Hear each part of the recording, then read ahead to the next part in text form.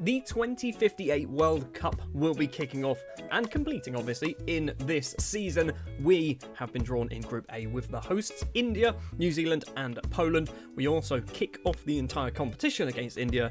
It would be lovely to beat them like 8-0 in the opening game of the season. My hopes and expectations for this World Cup is I want to get out of the group stage. Obviously, we want to get out of the group stage.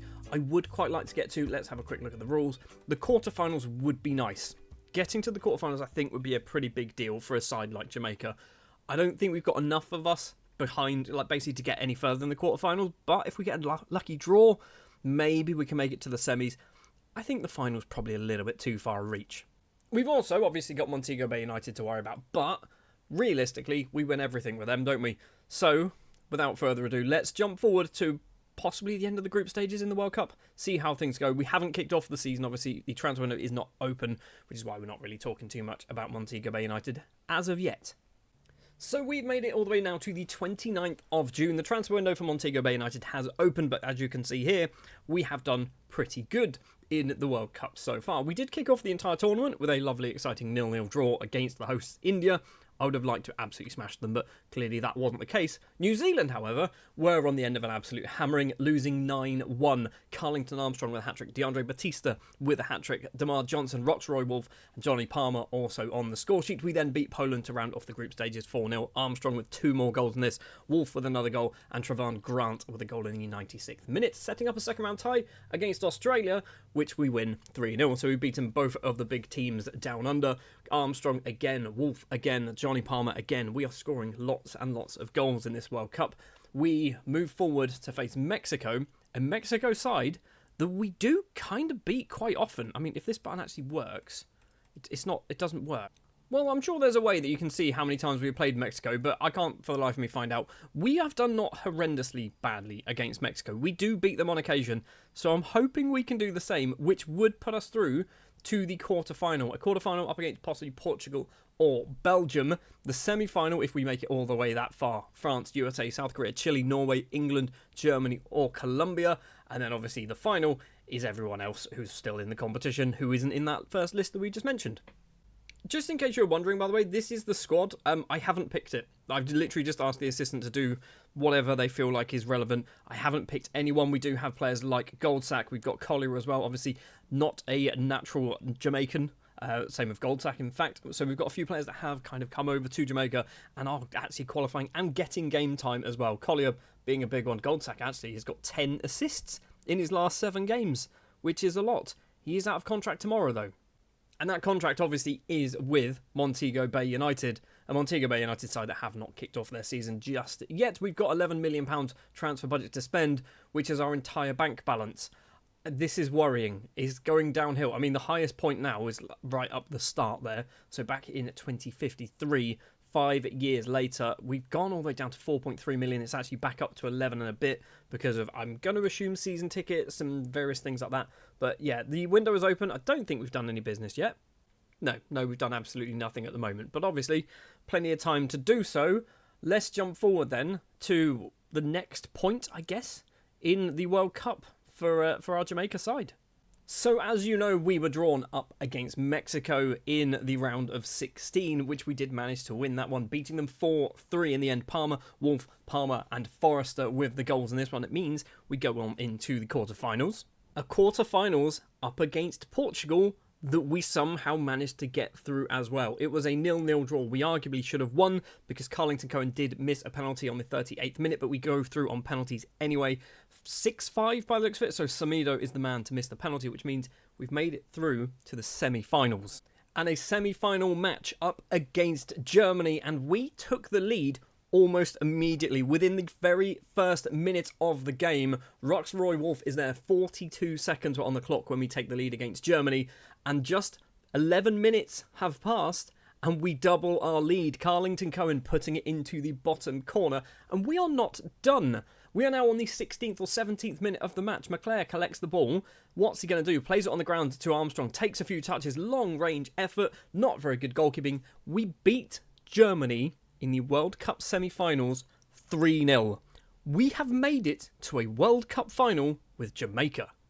And up against Brazil It started off superbly well. 8 minutes on the clock. Roxroy Wolf? It's not Roxroy, it's just Roy. And it is Roxroy Wolf with the goal. We take the lead. And then on the 22nd minute, we double our advantage. Malcolm has the ball on the left-hand side, plays it on the ground. It is Nesta Firth making it 2-0, and that is how it ends at the break. The problem is, the team talk from the Brazil manager clearly worked because they've got themselves the steam achievement of winning a match from 2 goals behind. Luis Eduardo with the ball here. It takes the deflection off Trevon Grant, making it 2-1, and they quickly get themselves a second goal of the game. Corner comes in from Lucas. Pedro Luis isn't quite big enough to get it. I guess Dorado, with a ridiculously good volley, blasts it past Johns, and then the winning goal of the game comes from the penalty spot. It is Lucas, sends Johns the wrong way, and Brazil lift the World Cup. But we were close. We were so close. The penalty in the 68th minute was the big kind of, not the turning point, but obviously that was the thing. A penalty, we shouldn't give away penalties. You should never give away penalties if you can really help it. But we've got to a World Cup final with Jamaica, which is just utter ridiculous. Considering we started this entire tournament with a 0-0 draw against India, we then go all the way through to the final and lose out to Brazil. It's mad. That is absolutely mad. When it comes to world rankings, we have skyrocketed from 18th to 10th in the world rankings. We are now the second best team in North America, and we're kind of closing in on Mexico, who are only in 6th place. World champions, it's not world champions is Brazil. Argentina top the world rankings, Brazil in second, Spain, Italy, Portugal, and Mexico kind of follow up there, which is a bit strange. France, Netherlands, England, and then little old Jamaica, we're in the top 10. Anyway, let's come back down to earth, shall we, slightly. Back with our Montego Bay United side. The transfer window has closed. Let's take a look at the business that we have done so far. 5 players have left the club on permanent deals. Diego Gonzalez being the biggest one of them all. He actually came through our youth intake many moons ago. He's moved over to Al Riyadh for quite a sizable fee, 15.5, possibly going up to £19 million. There is a 20% profit clause in there. Basically, trying to get the 50% sold on, absolutely nobody was doing it. So I just went, you know what, a bit of profit will do. We might be able to sell that for a few £1 million in a few years' time. Also leaving the club is one of our World Cup heroes, Carlington Armstrong. Now at the age of 32, he's moved over back to England, signing for Brighton for £250,000. He was still playing, but most of them were kind of coming off the bench now, only starting six off the bench. So he's kind of been replaced in our squad. But I think we've got ourselves a pretty good player, a legendary player for Jamaica, I guess. Maybe not so much Montego Bay. Similarly is DeAndre Batista, a player who we re-signed last season and have immediately sold to Besiktas. He came in on a free transfer, or free transfer, it wasn't, oh my word, £950,000 from LA Galaxy, and we sold him for just under £200,000. He wasn't good. He didn't really fit into our team. He played once, scored once, and yeah, we've sold him. We probably shouldn't have brought him back. And the other big name player to leave the club is another World Cup hero, Kevon Johns, the 31-year-old Jamaican goalkeeper, 81 caps to his name, has moved over to Tottenham Hotspur, obviously in the UK, in the Premier League for £850,000. Yes, it's a massive loss, but he wasn't really playing. We've got Barrington Cohen, who is our number 1 goalkeeper. Johns was kind of here just to be a backup. He's gone over to Spurs to be a backup there. Also, this man's gone to Mount Pleasant, because of course he has. Joining the club is another returning face. It is Alfonso Leckie, who we sold to Liverpool a long time ago for £1.4 million, and they basically never sold him, and his contract expired and went, he's free, we'll bring him back to the club. So we didn't actually make any money or much money off of him. We didn't get the 50% sell-on clause or anything like that, but we brought him back to the club. He is 33. He's probably not really worth bringing back to the club, but I do like to bring back our former players if we can. I do also like to try and sign new players as well. Mohamed Gerbi is one of those players, a 21-year-old Algerian striker who's hopefully going to do some business for us. I'm not quite sure if he will do some business, but he looks okay. What I'm really struggling to do is buy players with enough potential to improve us, but not too much potential to be stolen by big clubs.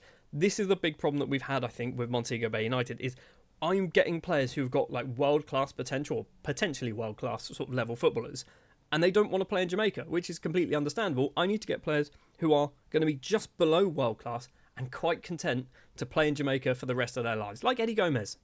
And I'm hoping as well, like Rolly Makengo, the 19-year-old Democratic Republic of Congolese central midfielder? defensive midfielder, realistically. 3 caps to his name. He's signed from Maniema Union. He's cost us £450,000. The problem with him is he's probably not going to be able to get registered in the Jamaican Premier League squad. So he's probably going to get annoyed, but he is a fringe player at the moment. Obviously, 19 years old. Hopefully he will become Jamaican. Can't play for the Jamaican national side, but maybe one day he will. Speaking of players playing for the Jamaican national side, Raul Gonzalez is now Jamaican, and he's kind of almost able to play for the Jamaican national team. We are just waiting on his paperwork to be confirmed.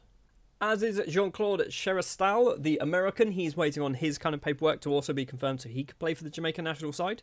And I think we've got some other players as well who aren't too far off, like Guadagno. I think he's close, 141 days before he can become Jamaican. Who else are we going to have who might be close? I'm going to assume Bacola can't be too far off, surely. 841, okay, he's still got some time. Fideli as well, I imagine you're 502, so a year and a half for Fideli. So, yeah, we might have some decent non-Jamaicans who might be eligible to play for Jamaica, assuming they don't get into, like, the Argentina squad, for example. Anyway, we have kicked off the season for Montego Bay United. We've played once, and we have lost against ACPOS in, I say POS, it's Port of Spain, isn't it? Is it Trinidad? It is Trinidad and Tobago. We have lost the match, 2-0, which I think is our first defeat in the Caribbean Cup since probably when everything was in black and white. I don't know. We don't lose much in the Caribbean Cup. I hope this doesn't ruin our chances of winning it. I feel like we should be fine. And the final thing to mention before we jump through to around Christmas time, these are the 3 players that we are locking into our starting 11 because basically they're not registered for the Jamaican Premier League. We've got Diego Mut as our left back. He needs to get some game time to improve. We've got Guadango, who also needs to get some game time. He does play a lot for us, but not as often as he needs to. And Makengo as well is going to get locked in that midfield position. Everyone else obviously is up for grabs.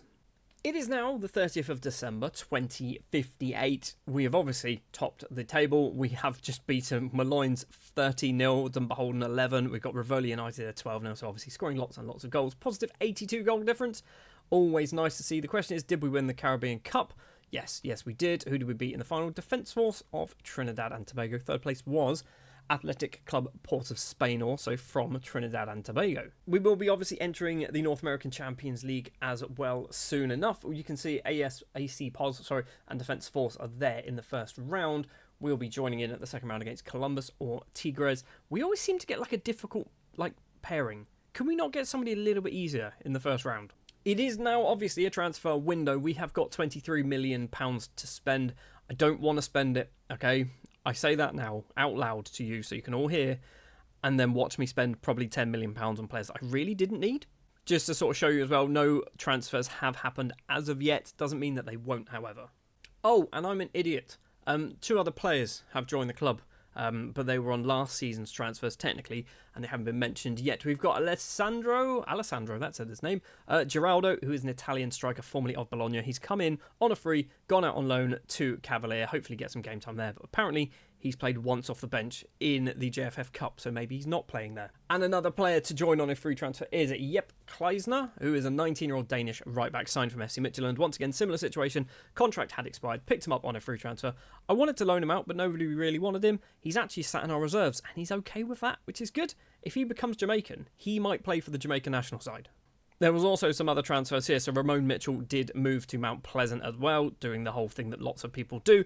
We've also got Ryan Andrews. This man went to Watford on a free transfer. Don't know why that happened. Huggart Brown gone to Arnott Gardens on a free transfer. Keith Biggs to Mount Pleasant. We've got Hilton Blaine going to Via United, and then a bunch of loans as well, as you can see there. So one of these days, I'm going to get better at doing these videos. We are 34 seasons in. Probably not going to happen between now and FM26. Just in case you're wondering as well, we have dropped down once in our world rankings for Jamaica, and I'm not quite sure why. I assume we've won everything. How have we dropped down once? I don't know, but we've beaten Bolivia in a friendly. We've beaten Honduras quite comfortably as well a couple of times. Up next is Haiti. It's Stuart Pearce Park in the North American Nations League semi-final. Are we hosting it?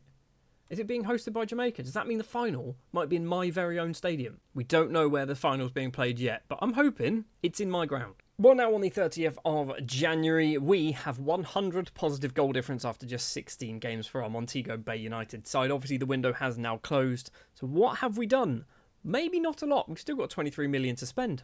And by maybe, definitely not a lot. We actually did not do any business into the club. We have sold 3 players though. We have sold Diego Mutz because he wasn't improving quick enough. He has gone over to Real Betis. Nesta Firth has gone to Atlanta United because he really wasn't getting game time for us. He'd been here for 9 seasons and played 25 league games.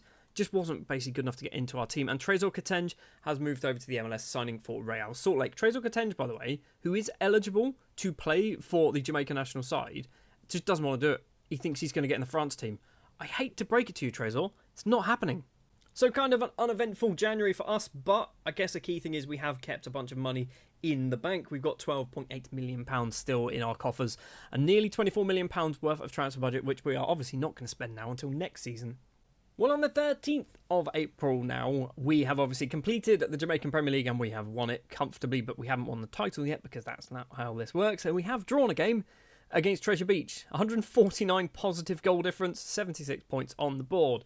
We are in the Caribbean Cup, the JFF Cup, semi-final, up against Treasure Beach, and then hopefully Arnett Gardens in the final, and the North American Champions League up against Marathon from Honduras. Fair play to Marathon, getting so far in the competition. You will be losing, though, to us at this point. So we managed to beat Columbus 12-2 on aggregate. We beat Monterey 6-2 on aggregate.